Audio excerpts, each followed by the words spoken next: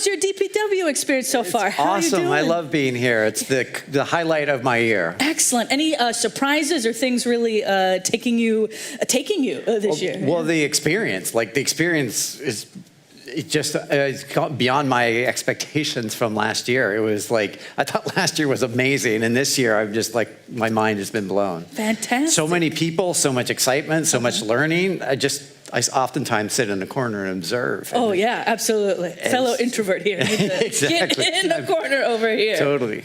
All right, well, keep those questions coming in. Are you ready to jump in? Jump in. Okay, great. Ask me anything. So right off the bat, do you see SAP Ariba still on the market in 10 years' time? Okay, who asked that? Oh no. Is this a callback? Oh, man, okay. Somebody just wants to wind me up right out of the gate.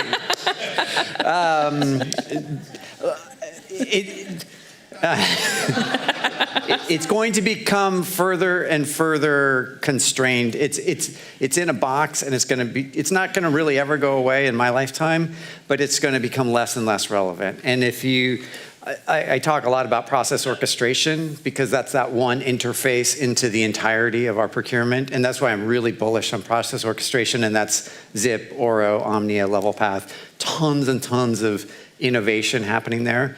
And when we talk about Gen AI, which everybody knows I love talking about, that's where it's going to be. And so you're never going to, eventually users and suppliers are not going to interact or transact with Ariba.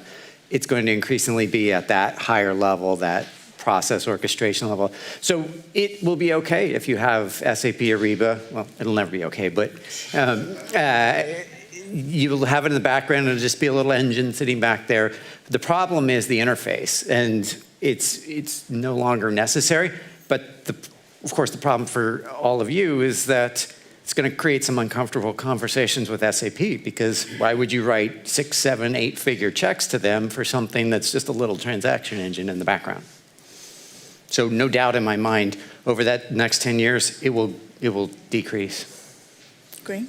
All right, we've got another software question. Lots of solutions pitching enterprise software. What about mid-market, SMEs, and beyond North America and Western Europe? Is this a wide open opportunity ready for the taking? Absolutely, huge opportunity. And if you look at the process orchestration tools and a lot of the procure tech tools, not just here, but others that are even emerging, they're starting mid-market. And I actually think that's better for them to work their product out and then move to the enterprise. And so I'm seeing the most innovation at the mid-tier level. So there's no excuse not to use procurement.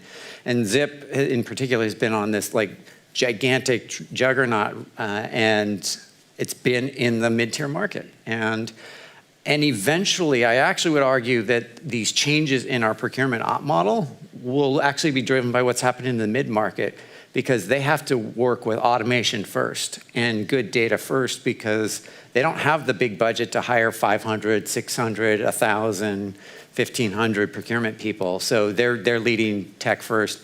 And I'll just add to that, in Silicon Valley, when we had all those layoffs and all the tech companies, they're doing more with less because they had to. And so eventually that trend will make it into the enterprise market. And so as procurement at the enterprise level, all the things I keep hammering on, we have to keep doing them, and we're seeing them at the mid-market. And just last bit, there is a lot of opportunity in the non-Western Europe and non-American markets that's largely untapped. Great. I don't know if this is a kind of a duplicate already, but what are your thoughts on the potential replacement of ERP systems? Oh, I'm so glad you asked that. So my new book, this morning there's... Yes, that's never going to get old. Well, it may get old for my colleagues, but so I talked about people, tools, and intelligence. The tools bit in the book, I spend a lot of time dismantling the ERPs, because the future is third-party data exchange. And I opened the book talking about my vaccine experience getting the COVID-19 vaccine, and all the different pieces of handoffs between third parties, and how all of it came down to a piece of paper, a paper card where my information was, which I thought was, in the digital age, colossally ridiculous. And because I have on my watch, I have all kinds, my passport, my transit cards, credit cards, and I have to have this piece of paper. And the problem is all of these enterprises are not able to or incented to exchange information. And so the thesis of my book is we have to get good at third-party data exchange.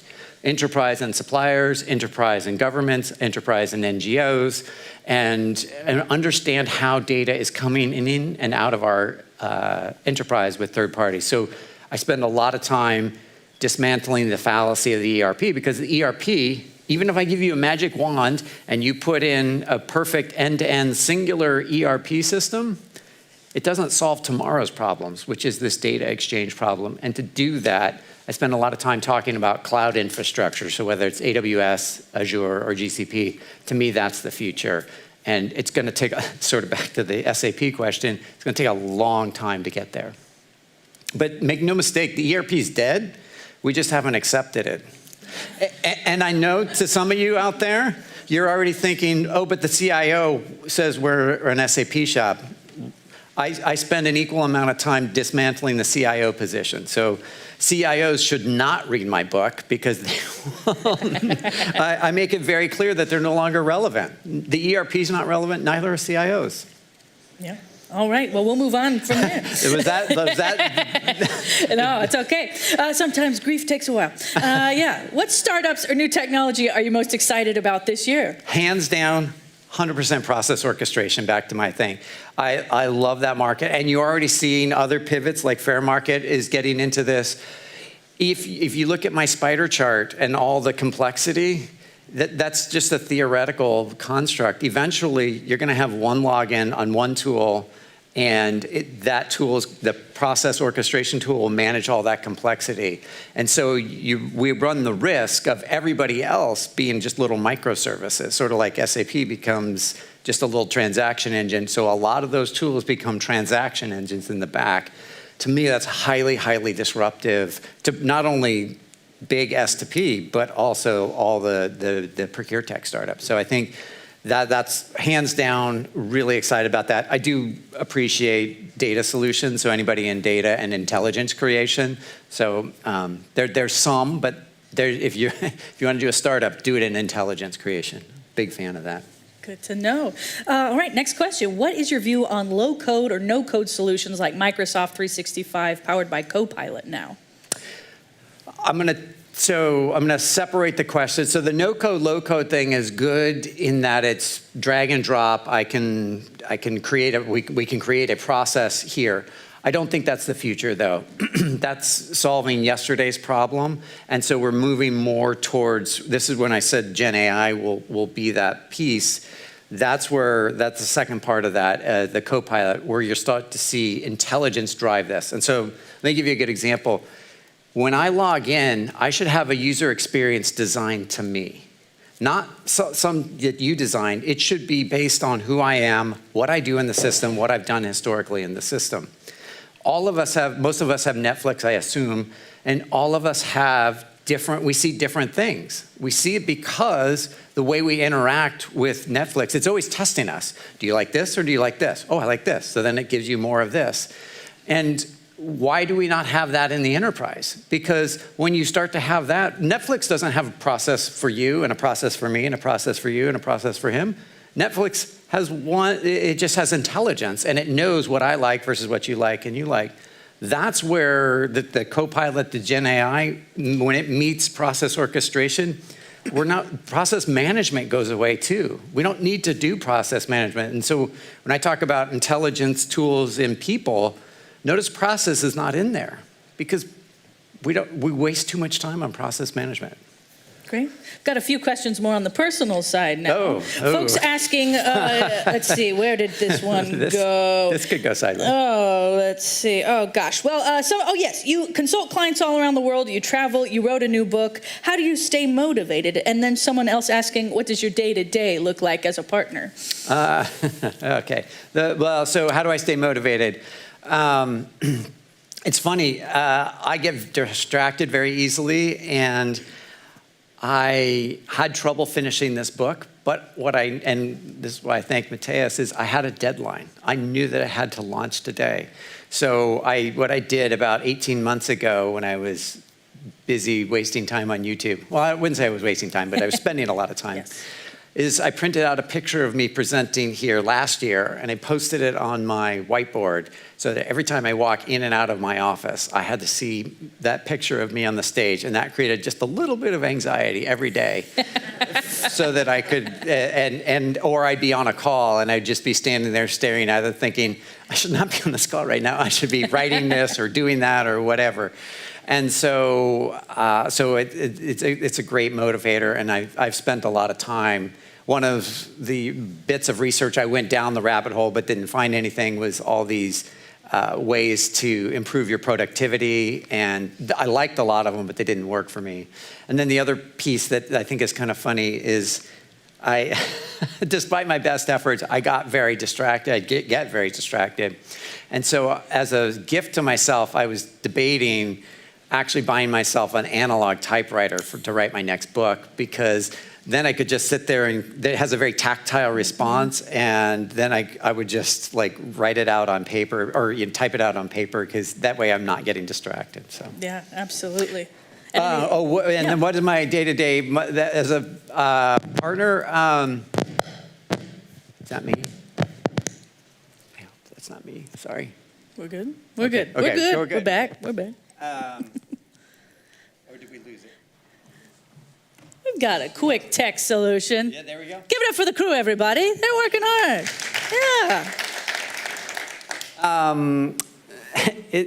It's a lot of Teams and Zoom calls and responding to LinkedIn, and so carving out time to write is another sort of challenge. But I talk to people all day and throughout the day, and just constantly either responding to emails externally, and my colleagues in the audience know I don't respond to internal emails, and and then responding to stuff on LinkedIn and posting LinkedIn and whatnot. And so now it's going to get even worse, because I am opening up a whole series of new social channels. So that's kind of my thing. But basically, I just talk to anybody. My door's always open. I talk to people. I take anybody's calls.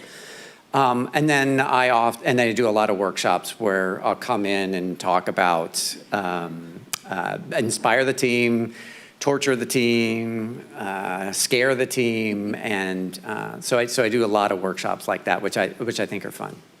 Excellent. Let's take a sec, get the Slido QR code back up there. If anyone's got any other questions to send in, go ahead. Here comes the next question. How will the invoice clearance model adoption in Europe shift the market for S2P digitalization? Well, we've been on a path where, I feel like I keep the versions of this question. This has got to get automated. And this is another place where intelligence can come in, not so much Gen AI, but just more general intelligence, because humans in that process is just a waste of time. And we can have much better auditor compliance and much better tighten those payment terms and the reconciliation in ways that, this is why I really dislike how we just throw people at the problem, because we actually have we have such great technology and intelligence. Back to my Netflix example, why are we doing all of this? Why do we not have P2P much better? So I think this is a time issue. We just have a time and an efficiency gain. Efficacy, that's what I was looking for. Time and efficacy. Efficacy, that's a tough one. That's a tough one. All right, speaking of regulation, what do you think the biggest regulatory challenges facing you are? Me? It says you, but maybe the field in general could broaden it. Biggest regulatory challenges. I think the disconnect between North America, or I should say the United States, and the rest of the world. Well, actually, I'll add two parts to this, because I think there's regulatory and then I think there's risks. I think the regulatory is the fact that the United States seems hell-bent on moving to the 1950s. That would have been funnier if I didn't mess that up. And just fighting anything just because we just want to throw a tantrum like a 2-year-old. So like ESG is stifled in the United States. At the same time, you have Europe passing a lot of great legislation and moving forward, and other countries in APAC are doing a lot of interesting things too. So you have 3 different, or 4 with the Middle East, 4 different geographies going 4 different regulatory directions. And that doesn't even count individual countries or states, and because in the US we have California doing something different than Texas. I think regulatory is going to be a real mess and going forward. And that's why digital is so important, because we have to be able to turn on a dime, whether it's printing new labels in every country, every locale, whatever. And then that's why traceability is so important, because we have to know what comes from where and why and how. So. Yeah. Speaking of ESG, got a question. What's the best approach to tackle the increasing data demand from suppliers, ESG in parentheses? We need to revamp the way we do ESG reporting, because we don't have a clear standard, and the standards change. And the problem with ESGs is one of those umbrella terms that can mean a lot of things, and we can overcomplicate it. And I hate overcomplication, because it just allows us to spend a lot of money and not make a lot of progress. And so I do have a chapter on ESG, and sort of this whole questionnaire thing, this whole scraping of data, this whole reporting thing, those are all fine to do, but that's phase 0. And we really need to move to more solutions where we're getting into at the production level, and what our third-party suppliers are doing at the production level, and or any third party that's interacting with us. And we are just we're just at the infancy of this, and there's so much hype and there's so much talk, and again, I'll use efficacy. Our efficacy is very, very low in this right now. So. Yeah. All right. This one, I don't know if this will be controversial or not. Should teams axe the procurement department and integrate procurement to other organizational functions?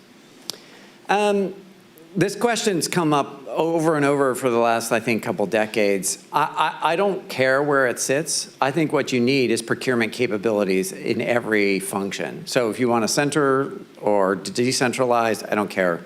What I want is or digital underpinning all of it, so that, back to the invoice question, back to my Netflix example, we want the outcomes driven without the users having to think about it.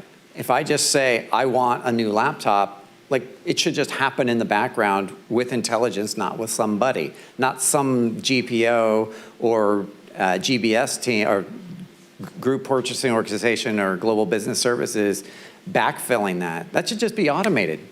Amazon did a marvelous job of that, and for on the consumer side, and that's 1,000 times more complicated than in our enterprise. So I think it's less about disbanding procurement, or those questions are interesting to muse on, but if we just put in a good digital capability and backbone with intelligence, then it becomes less relevant. Yeah, I absolutely. think. Yeah. Okay. This might be boiling it down to 3 very simple things, but folks asking for the 3 key things we should be doing right now to be efficient and tech fluent in procurement. Well, you're doing one of them. Absolutely, everybody here is doing one of them, and that's being in places like this.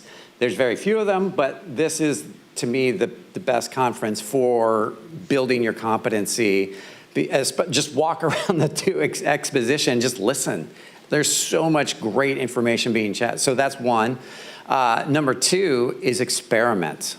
One of the, I don't care if you experiment with ChatGPT, or you do with any one of the solutions out on the floor, or you just go to AWS or Azure and start poking around. Learn, learn, learn.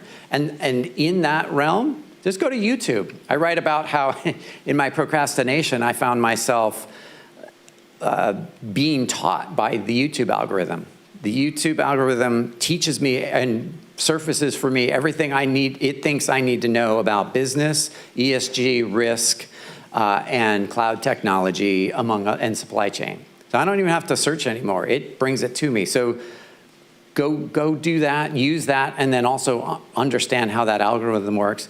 And the last bit is so we did be here, try it, and then talk to people.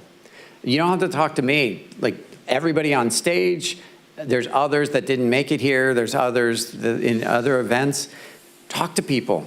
Like I had to reset my career back in 2016. And the way I did it was just one-on-one, talking to you, talking to you, talking to you. And I just learned. And that's why my door is always open, because I learn from every conversation that I have, so. Got a question off of your YouTube comment. Any favorite channels you want to recommend? Anything to mind? There are so many, and I have a list published on my personal website, the drelouise.com, and then I have a subpage for all the resources from the book, and in it I have a playlist of all the videos I watched while procrastinating. But also you can see all the list of folks that I follow. And there's some, like, I don't know, you have kids like watch Mr. Beast. I think he's really fascinating, not only because he produced compelling content, but if you listen to his behind the scenes and how he thinks about making use of YouTube, it's like mind-blowing. And so, I'll watch things like that all the way up to, I watch a random array of stuff, and I think whatever interests you will take you on that journey. Excellent. My YouTube's just a lot of cooking videos, so I'm sure it's more interesting than that. Excellent. All right. You talk a lot about the leading edge of procurement technology, but there are a lot of companies out there who only use Excel. What advice would you give those companies as to where they should start? Yeah, well, first, please stop using Excel. It is, for those of you that saw my presentation this morning, what's the mantra in cybersecurity? Don't click on the attachment. Don't click on the attachment. Don't click on the attachment.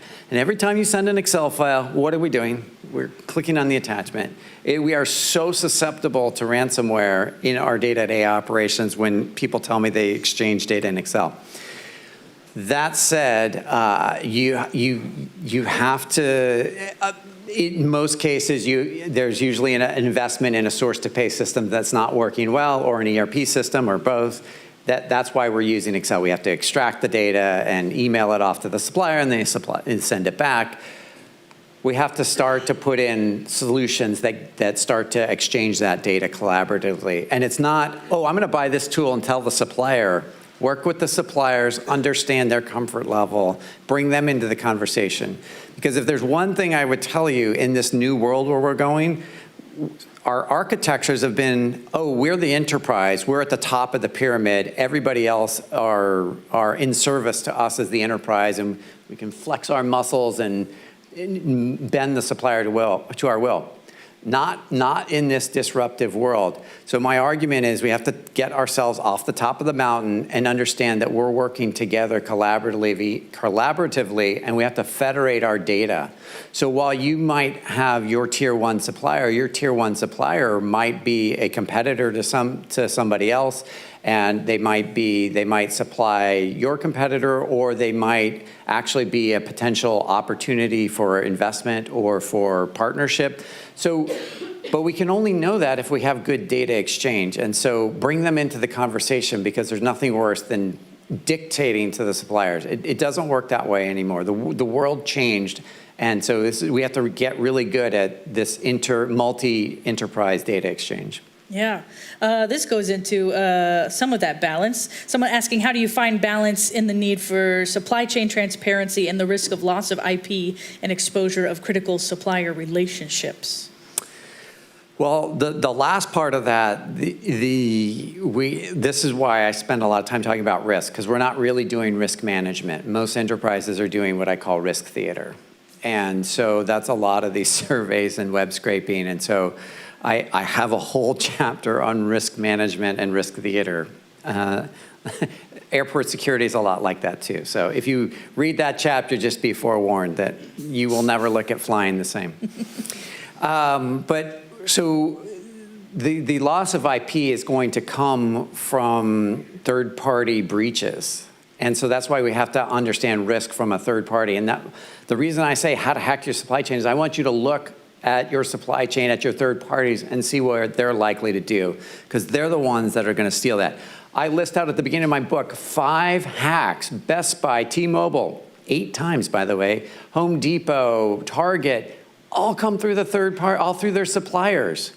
And if you go even deeper down the rabbit hole, you'll find car makers that have had breaches that come through third-party websites that are insecure. So all of that, my answer to all of that question is exactly that, is the third parties. Yeah. All right. Well, we're nearing the end of our time, but another one here. What's the procurement leadership profile you would recommend to be effective in the transformation and disruption we're going through today?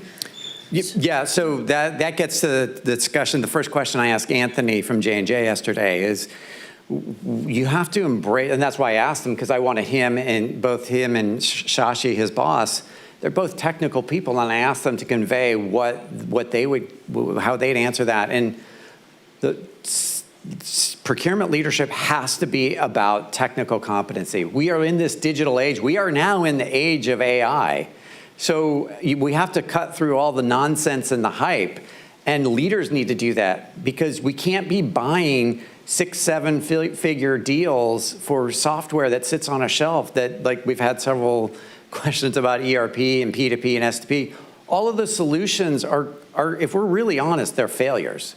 They're development failures, deployment failures, and just a failure of the profession. And I think I start that with the leaders, because the leaders didn't understand what they were buying, and I don't accept that. And if we're going to be better, we have to understand in this digital world what we're doing. So to me, I don't care if you're old or young, but we have to stop making the same mistakes on digital. All right, and one last question. Someone wants to know if you're planning to write any more books, and if so, any ideas on topics? I'm already starting another book, because I hate myself, and it's such a torturous process, but it's one I cannot avoid. So it'll probably premiere 2 years from now. So you can mark the date, and I'm not ready to talk about the topic as of yet, because it's still developing, and because where I thought this book went kind of took a circuitous path. But yes, it will be about this topic. And the one thing I will say about my current book, I center me in the book a lot. It's probably shocking. But it is very much me along with pop culture. And I think that was sort of like my presentation this morning. I want to make it relevant to our daily lives. And so pop culture and making it personal. So you can be sure that my next book will have a lot more of that, because I don't know if it'll be fun to read, but it was certainly fun to write. That's excellent. Well, thank you so much for all your answers, Elouise. Big round of applause. Thank you.